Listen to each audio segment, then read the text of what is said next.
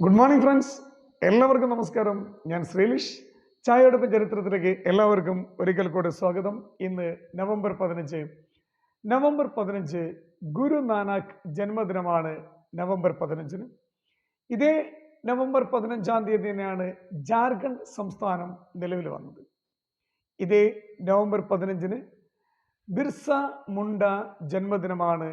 November 15 അല്ലെങ്കിൽ ബിർസ മുണ്ട ജയന്തി ആചരിക്കുന്നത് November 15 ഇതേ നവംബർ 15 തന്നെയാണ് പാലസ്തീൻ സ്വതന്ത്രമായത്. ഇനി നമുക്ക് നവംബർ 15 ചരിത്രത്തിലേക്ക് നമുക്ക് കടക്കാം. ഈ നവംബർ 15 മൈക്രോസോഫ്റ്റ് എക്സ് ബോക്സ് ഉപയോഗിച്ച് ഗെയിമിംഗ് വ്യവസായ രംഗത്ത് കൊണ്ടുവന്നത് നവംബർ 15 1920 ലീഗ് ഓഫ് നേഷൻസ് രൂപീകൃതമായത്.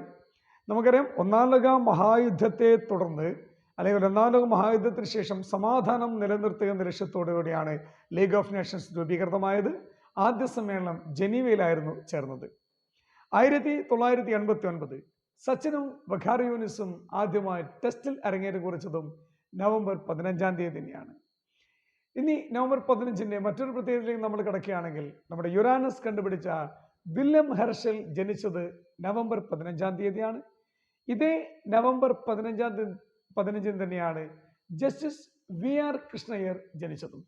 മറ്റു ചില പ്രത്യേകത നമ്മൾ കിടക്കുകയാണെങ്കിൽ, ഇതേ നവംബർ 15 തന്നെയാണ് ബ്രിട്ടീഷുകാർക്കെതിരെ പോരാടിയ, പഴശ്ശിരാജയോടൊപ്പം നിന്ന് പോരാടിയ കുറിച്യർ നേതാവായ തലക്കൽ ചന്തു അന്തരിച്ചത്. ഇതേ നവംബർ 15 തന്നെയാണ് ആചാര്യ വിനോബ ഭാവെ അന്തരിക്കുന്നത്. എന്നാൽ ഇതേ നവംബർ 15 തന്നെയാണ് നാഥുറാം വിനായക് ഗോഡ്സെ അന്തരിക്കുന്നത് അല്ലെങ്കിൽ തൂക്കിലേറ്റിയത്. നവംബർ 15 കാസർഗോഡ് ജില്ലയിലെ ചീമേനിയിൽ തോൽവിറക് സമരം 1946 തോൽവിറക് സമരത്തിന് നേതൃത്വം നൽകിയത് കാർത്യായനി അമ്മയാണ്. 1984 നവംബർ 15 സൈലന്റ് വാലിയെ ദേശീയോദ്യാനമായി പ്രഖ്യാപിക്കുന്നത്. സൈലന്റ് വാലിയെ ദേശീയോദ്യാനമായി പ്രഖ്യാപിച്ചതാരാണ്? ഇന്ദിരാഗാന്ധിയാണ്. നവംബർ 15 ചരിത്രത്തിലേക്കാണ് നമ്മൾ കടന്നത്. നവംബർ 16 പ്രത്യേകതകളുമായി ഗുഡ് മോർണിംഗ് ചായയോടൊപ്പം ചരിത്രത്തിൽ നമ്മൾ വീണ്ടും കാണും. അതുവരെ എല്ലാവർക്കും ശുഭദിനം.